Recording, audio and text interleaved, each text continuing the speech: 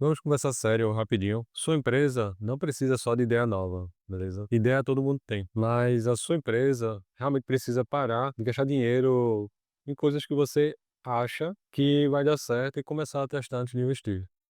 O nome bonito disso se chama criação de hipóteses, mas traduzindo, você assumir menos as coisas com base no que você tem na cabeça e validar mais antes de colocar grana, time e reputação na mesa. Bem simples. E se você é dono, dona, gestor, diretora, você já viveu isso todo dia. O mercado muda rápido, o cliente muda de comportamento rápido e o concorrente copia rápido. Então, inovar hoje não é, tive um insight no banho. Inovar é identificar uma oportunidade, é criar uma hipótese em cima disso, muito clara sobre o que você está pretendendo fazer, de fato, e testar essa hipótese de forma estruturada, digamos assim. Se passou no teste, aí escala isso, implementa e vai crescendo e aumentando o investimento. Se não passou, tem que cortar sem drama. Não se apegar a isso como um pet, por exemplo. É nisso que a gente vai estar falando aqui hoje, beleza? Vamos conversar. Vamos alinhar um conceito para ninguém aqui se perder. O que é hipótese de pesquisa? É uma suposição fundamentada sobre um problema real, uma dor real do usuário ou uma possível solução que você acredita que resolve a questão. Vamos tentar colocar aqui um exemplo prático, beleza?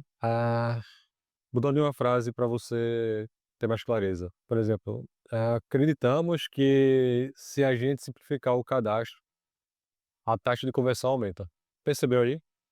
Isso já é testável. Você não está torcendo aí para fazer dar certo, né. Você está assumindo algo específico e medindo se realmente isso vai acontecer. Você está botando, está arriscando, óbvio, fazer um teste com sua ideia e arriscando o fato de poder ela estar errada ou estar certa. Então você está meio que tentando ter clareza se vai funcionar. E por que que isso importa? Porque, sem hipótese, você vai tomar decisão com base em ego. E isso é delicado para muitas empresas, para muita gente de cargo maior, tá responsável, né, para tomar muitas decisões pesadas. Tomar decisão por ego, por feeling, por eu conheço o meu cliente há 20 anos e desculpa a sinceridade, pessoal, mas isso é exatamente o tipo de frase que faz empresa grande virar lenta e empresa pequena quebrar tentando fazer coisa grande demais. No mundo do produto digital, por exemplo, que é um mundo que eu estou muito envolvido, quando eu digo aqui produto digital, eu digo aplicativo, sistemas, sites, soluções digitais, estruturalmente falando. Não só e-books, cursos online, sabe, esse tipo de coisa, mentorias, enfim. Só que eu também classifico, algumas pessoas de marketing classificam como produto digital também. Pode confundir, mas vamos deixar as coisas separadas, beleza? Nesse mundo, especificamente, validar hipótese não é luxo, é sobrevivência, sabe? O jogo é dinâmico demais. As pessoas mudam de comportamento no sábado e na segunda já estão exigindo isso como se fosse direito adquirido. Cadê algum vídeo que viralizou, alguma coisa do tipo. E é por isso que quem trabalha com cultura de experimentação continua continua e cresce aí rápido, e tende a apanhar menos, mas ainda apanha, ou já vai mais preparado para apanhar, entendeu? Porque às vezes alguns testes podem incomodar demais as pessoas, e você tem que ter, paciência para lidar com isso, mas faz parte. Quem quer crescer, assim como qualquer ser humano, precisa estar disposto a apanhar, e lidar com as consequências de coisas que você precisa testar, precisa validar, você precisa entender o ambiente, as pessoas, contexto, para poder ver se vai dar certo. E algumas vezes você vai se posicionar errado, vai falar coisa errada, vai compreender coisas de maneira equivocada. Então, cultura de experimentação serve para empresas e muito principalmente para as pessoas em geral. Porque isso é bom, sabe? Para a empresa você consegue testar barato, muito mais barato do que tentar fazer uma solução top de primeira, com qualidade, só porque tem time e quer botar o pessoal para trabalhar. Mas às vezes isso pode gerar alguns custos.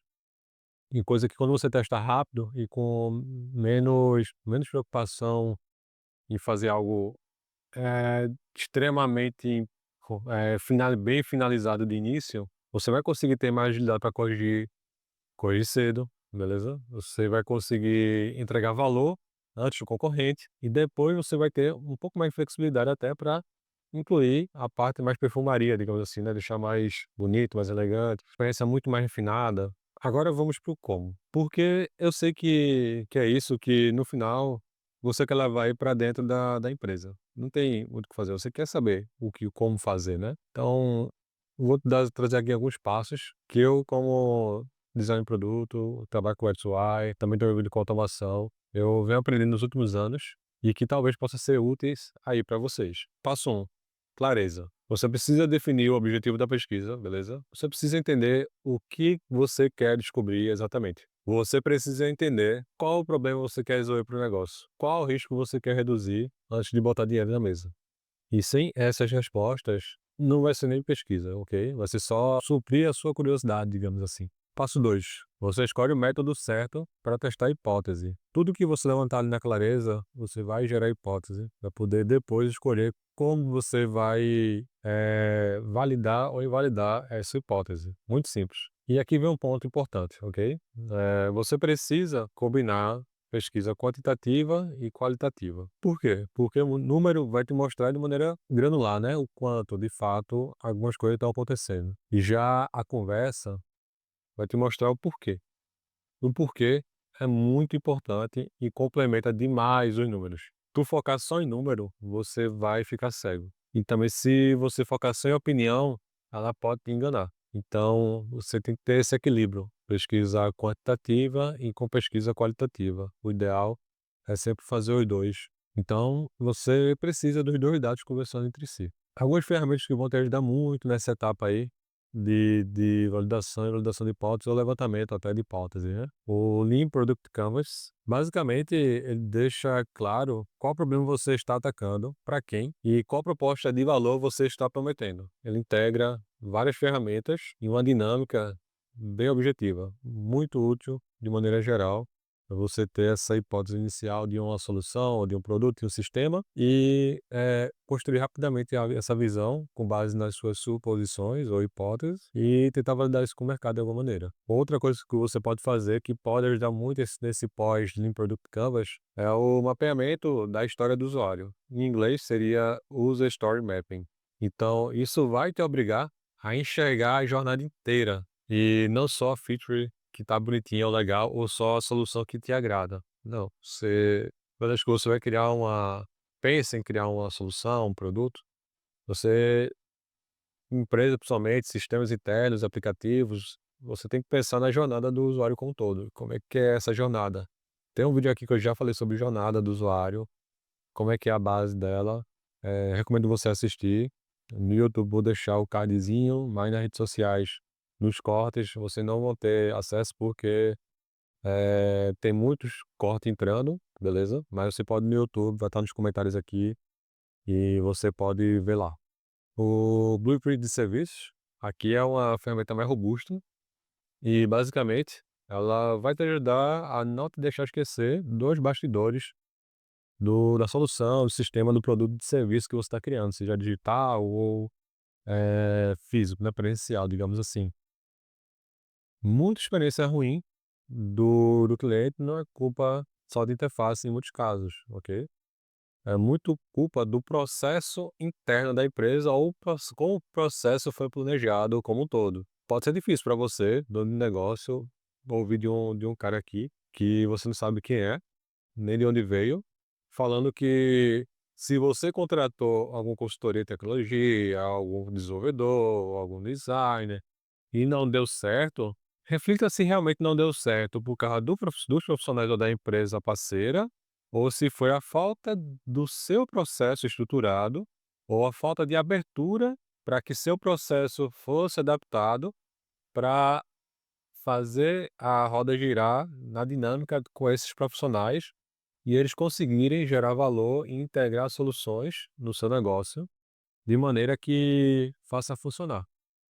Entendeu? Muitas empresas no Brasil, a minha experiência, o que eu pude observar ao longo desses últimos 5 anos trabalhando como UX/UI designer, eu vi uma dificuldade enorme, somente dos ambientes da setoria de negócio e de inovação desses clientes, ou supostamente inovação, né, complicado.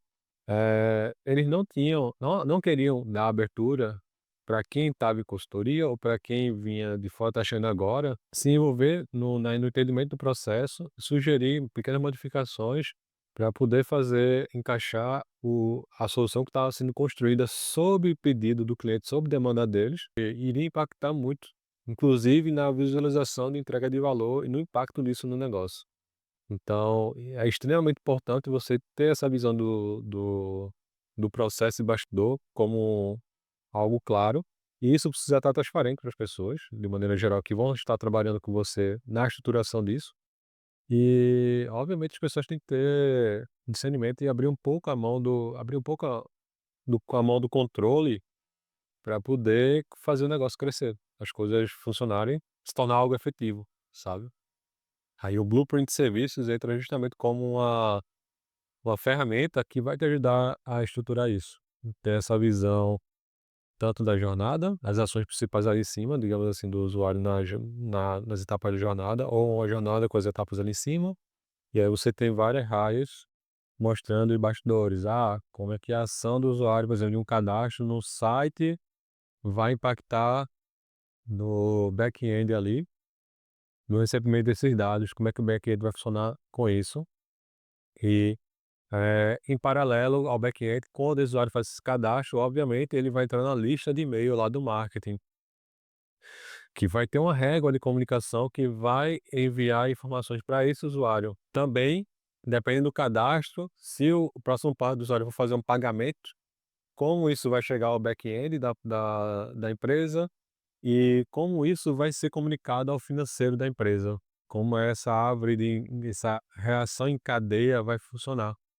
Então, o Blueprint de Serviço te ajuda a enxergar isso, mas não é fácil de aplicar, assim, com totalmente clareza. Então, é importante, principalmente em times maiores, empresas maiores, vai ter que todo mundo a galera, cada pessoa dessa área vai ter que sentar pelo menos um representante de cada e estruturar todo mundo junto, porque, cada pessoa vai ter mais propriedade de fala para entender, como recebe isso e também quais são as dores dessas áreas com relação a essa jornada e esse processo em paralelo, encadeado, sabe.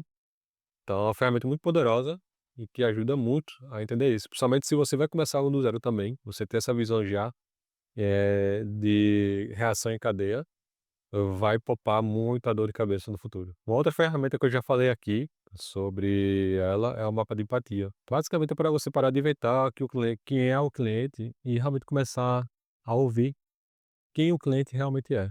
Ao invés de ficar só nas suas vozes da cabeça, com base na sua experiência, é importante você ir lá conversar com as pessoas e, de fato, mapear esse perfil, entender o que é que eles sentem de dor, o que é que eles estão acompanhando, o que é interessante para eles e o que é que funciona ou não está funcionando na atual situação, no contexto de uso da solução de vocês, do serviço, do produto, etc. Mapear isso, deixar entendido isso, até tentar entender qual é o modelo mental, quais são os modelos mentais dos clientes que existem atualmente no seu negócio, ali se envolvendo com o seu negócio.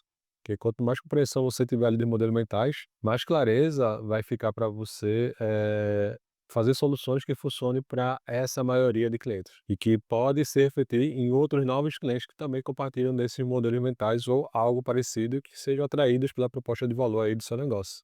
Então, basicamente, essas ferramentas não são enfeites aí no slide para ficar bonitinho ou lá no Canvas, no Miro, algo do tipo. Elas servem para realmente estruturar as hipóteses, entender o usuário com profundidade e decidir o que vale testar primeiro.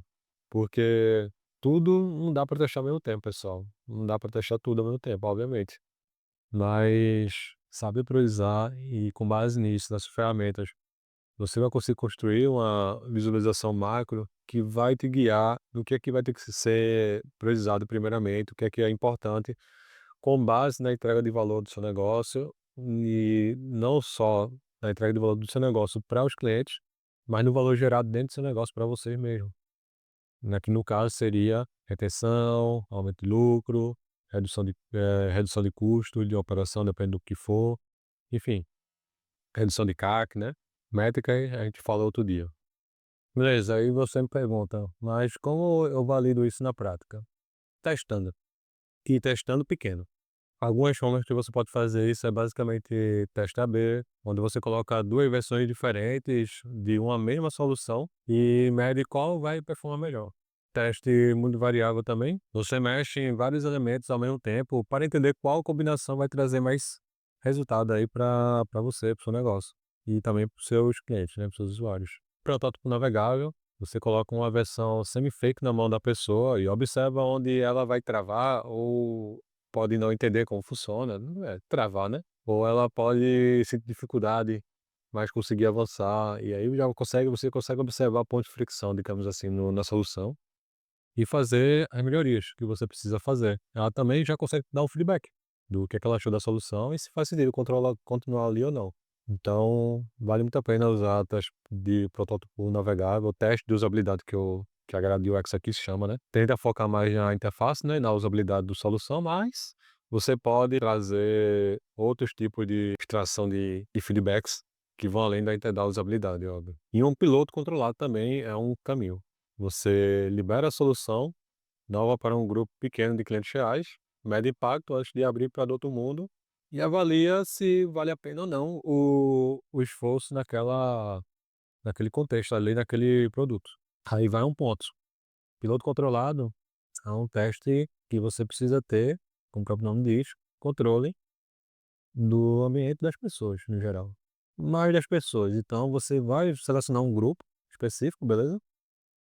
Pequeno, um contexto geral, e vai lançar o produto para essas pessoas oficialmente, como se estivesse no mercado. Mas deixar claro para elas que você está fazendo melhorias e que vai levar um tempo, algumas coisas assim, pode não funcionar bem e que vai precisar de apoio dessas pessoas para coletar esses feedbacks. Algumas empresas, consultoria normalmente fazem isso. Então, ele cria um produto para uma empresa ou para sua empresa, por exemplo, sendo que fica um período desse piloto funcionando só para algumas áreas ou para uma área específica, onde essa área vai fazer essas validações, digamos assim, e depois vai passar para o pessoal o feedback e vai levantar essas melhorias para ser aplicada ali naquele contexto e depois divulgado em escala caso seja aprovado.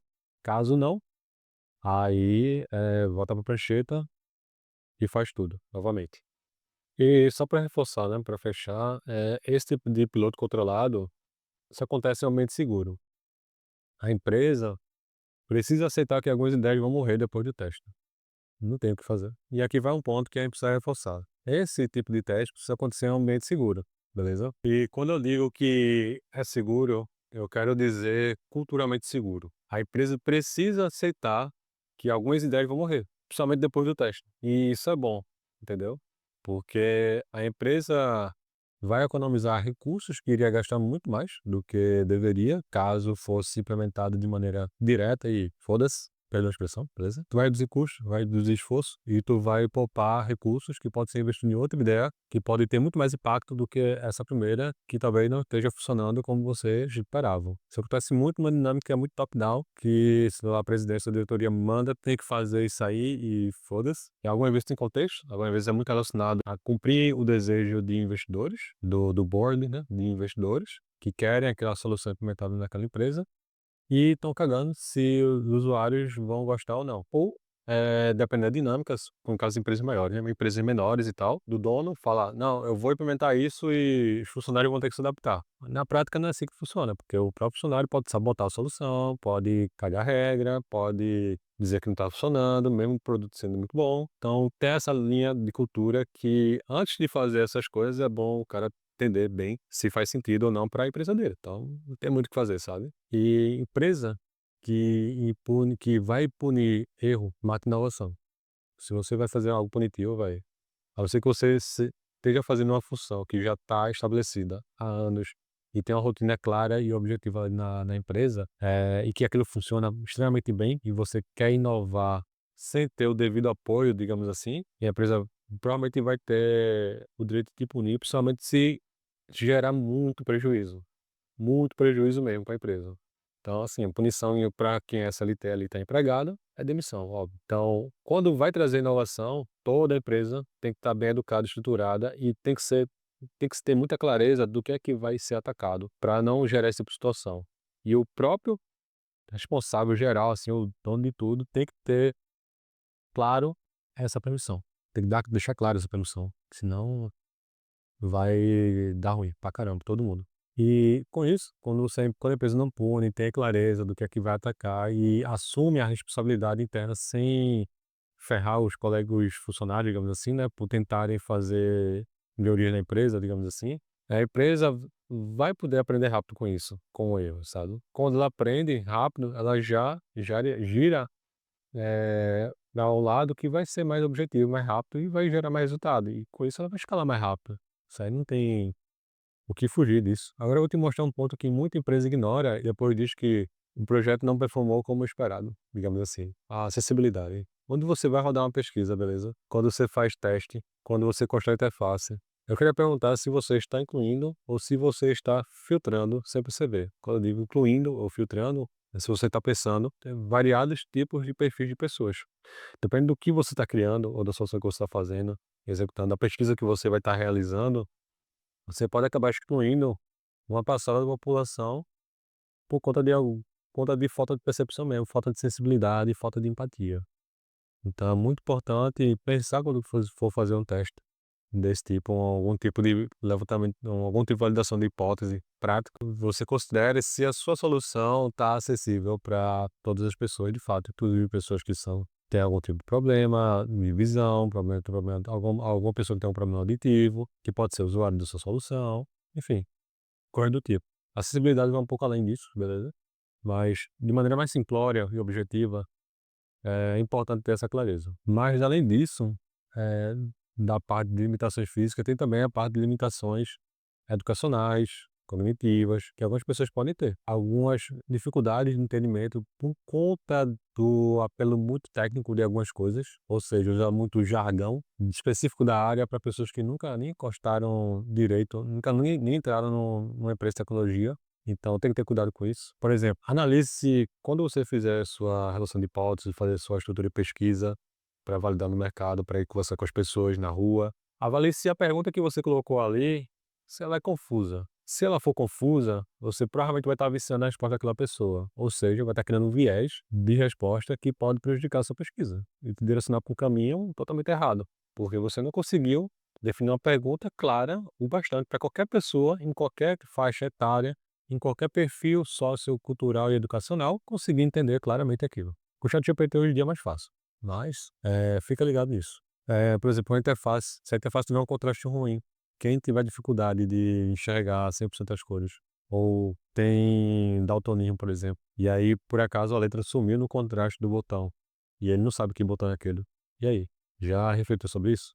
Ou se o botão é pequeno demais para o pessoal que é idoso ali no aplicativo ou no sistema. E o idoso, ele, por mais que ele aumente lá as letras, ele não consegue enxergar, porque por algum motivo aquela letra daquele botão não está aumentando. E aí, como é que ele vai executar uma ação que ele precisa executar, porque isso aí não foi pensado? Então, quando é que vai incluir acessibilidade, não é só sobre parecer bonzinho no LinkedIn, sabe? Ou em algum lugar, ou na mídia. É realmente jogar limpo com os dados, entender que se você excluir gente do processo e do teste, beleza? Você tende a distorcer o resultado. E se você distorce o resultado, você tende a tomar uma decisão errada e acha que é ciência. E voltando ao assunto principal, depois de testar, vem a parte onde a maioria das pessoas tende a tropeçar. Interpretar os dados e sem se enganar, sem se deixar guiar para querer que o que você deseja, da hipótese ali criada, esteja certo. Isso significa cuidado com o viés, cuidado com eu sabia que isso ia acontecer, porque você sempre acha que sabe depois que já sabe. Cuidado com pegar um dado isolado e transformar isso em verdade absoluta para defender sua área, com o que você queria. Isso aí tem demais. A análise tem que ser objetiva e alinhada em duas coisas, beleza? Necessidade real do usuário, objetivo real do negócio. Se não bate nos dois, não escala, beleza? A feature é de vaidade. E feature de vaidade tenta não gerar retorno. E aí vem um momento que, honestamente, separa quem faz produto sério de quem só escreve relatório técnico para inglês ver. Contar história. Porque, assim, validar hipótese não adianta se você não conseguir vender internamente o que você descobriu. Você precisa apresentar para os seus sócios, para o board, para o time, de um jeito que faça sentido para quem decida aí o orçamento. Isso significa comunicar resultado, de maneira bem simplória e bem objetiva, de um jeito bem claro, convincente e mobilizador. Não é despejar gráfico, é basicamente narrativa com dado.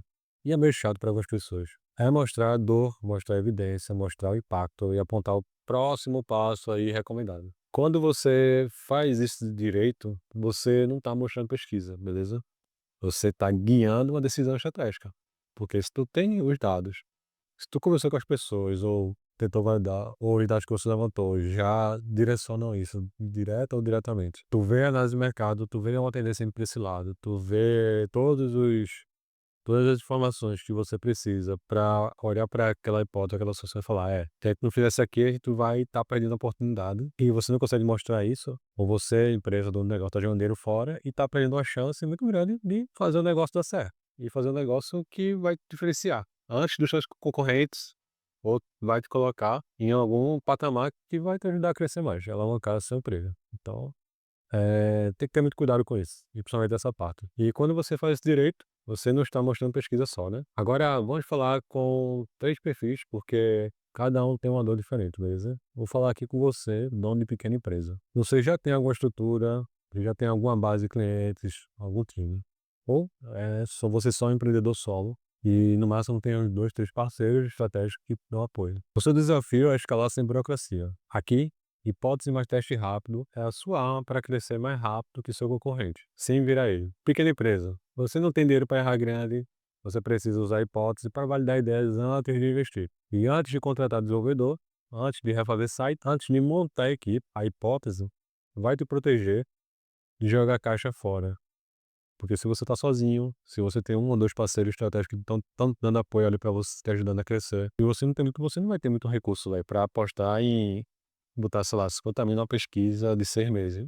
Inviável, véi. Até empresa grande, em alguns contextos, não investe isso em pesquisa por não acreditar em pesquisa por algum motivo que eu não entendo. Tu precisa dar as tacadas mais precisas possíveis, porque uma tacada errada, custo errado, ferrou, amigo, você pode quebrar. Fazer teste, pesquisa, levantar hipótese, testar rápido, validar e validar rápido alguma coisa. Acredito que aqui é fator de vida ou morte.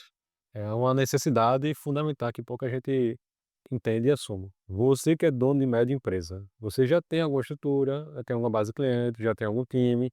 O seu desafio é experimentação contínua. É o que impede a empresa grande de virar um dinossauro lento. O seu desafio é escalar sem virar burocracia. Aqui, hipótese mais teste rápido são as suas armas para crescer mais rápido que o concorrente sem virar ele. Aqui tu já tem um pouco de espaço para testar mais, ou arriscar um pouquinho mais, mas ainda assim focando sempre em estar na frente do jogo. Você aí que é dono de grandes empresas, se você tiver tempo de ver esse vídeo até aqui, então você, basicamente, como empresa já está no topo. Parabéns. Agora o risco é achar que vai ficar aí para sempre. Cultura de experimentação contínua é o que impede a empresa grande de virar um dinossauro lento. Agora que eu já vi algumas empresas grandes com uma cultura extremamente jurássica e perdendo oportunidades enormes para os concorrentes dela, com recursos, viu, para investir, mas não estava aproveitando a oportunidade. Vai virar o barco para ela daqui a algum tempo, provavelmente. E não é só inovação, basicamente, é defesa da liderança. E para não virar esse barco, ela tem que focar em inovação. Inovação não é só inovação por si só, né, nesse contexto de empresa grande. É defender a liderança e estar sempre à frente e, principalmente, isso gera impacto ali no board, né. Você está criando inovações que estão gerando impactos positivos e retornos para a empresa, para empresas de grande porte, você vai atrair mais investidores, provavelmente. Então, todo mundo quer investir numa empresa que está dando certo, né, somente quando ela é muito grande. Agora anota isso que é a chave, beleza? O segredo não é acertar sempre. O segredo é transformar dúvida em oportunidade, erro em aprendizado e aprendizado em produto que gera valor. E valor mensurável. Esse é o jogo. Então eu vou fechar assim para você. Se você quer que sua empresa não de verdade, pare de apostar no achismo mais caro. O achismo que é, eu acho que o cliente quer isso. Putz, eu acho. E começa a trabalhar com criação e validação de hipóteses como prática central. Discovery contínuo, pesquisa contínua, validação contínua. Isso vai fazer sua empresa aprender mais rápido, reduzir desperdício e construir produtos, soluções e serviços que fazem a diferença e realmente ajudam quem paga a sua conta no fim do mês. Invista em pesquisa, valoriza a experimentação, coloca o usuário no centro da decisão, para lhe apoiar a tomar a melhor decisão para o seu negócio. E não só no slide lá bonitinho e todo mundo fingindo que viu. O futuro não é da empresa que tem a melhor ideia, é da empresa que testa mais rápido, que aprende mais rápido e evolui mais rápido. Entendido, pessoal? Muito obrigado pelo seu tempo até aqui e boa sorte aí na sua próxima decisão de produto, serviço, de melhoria no seu negócio. Porque você não pode mais dizer que não sabia. Você que viu esse vídeo até aqui, não tem desculpa mais, sabe? Espero que esse vídeo transforme sua vida ou ajude a transformar seu negócio. Você sempre possa crescer. Essa é a minha contribuição para ajudar as pessoas da melhor maneira que eu posso, através do design, tecnologia e da inovação. Não esquece de curtir, de comentar, de compartilhar, beleza?